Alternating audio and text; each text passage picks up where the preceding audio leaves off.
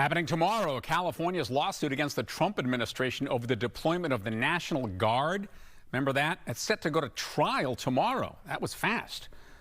Governor Newsom says the president's decision to move the troops to L.A. during the anti-ICE protest was unlawful. The lawsuit questions the president's legal authority to take over a state's National Guard to respond to something like a protest without the governor's approval. The outcome could set a precedent on whether a president can override state leaders, especially when it comes to military action.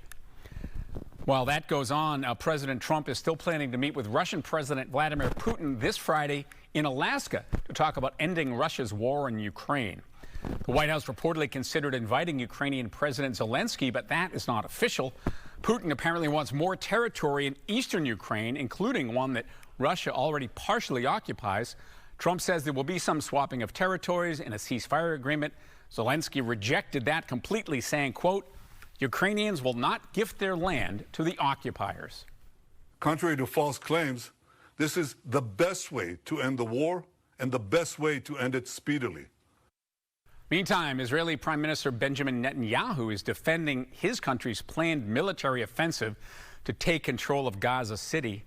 Netanyahu, speaking today before an emergency UN meeting on Gaza, was expected to take place. The plan has increased uncertainty and fear for so many displaced Palestinians, and it sparked backlash from some in the international community. Netanyahu spoke with President Trump today about the plan and thanked him for his, quote, steadfast support. And this is definitely a 21st century space race. The Trump administration is expected to announce plans to put a nuclear reactor on the moon by the end of the decade. Why? To power a future lunar settlement. Fox's CB Cotton has that story.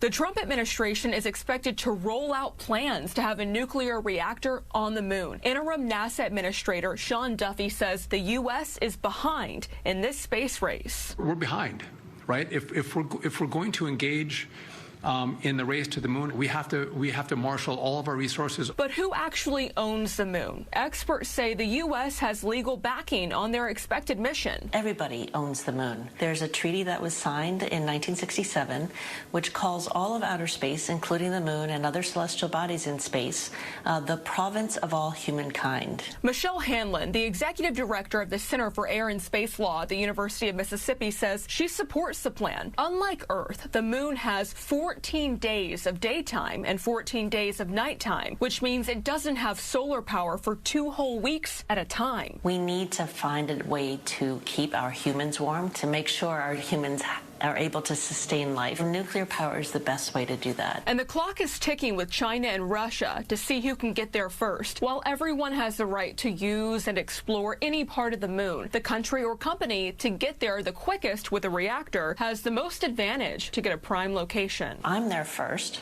I can say, hey, the treaty says due regard. And I'm telling you right now, due regard means you should not come within 5 miles of me. Hanlon says the plans should not be seen as a territorial claim or a declaration of war, but instead as growing infrastructure in the next era of space exploration.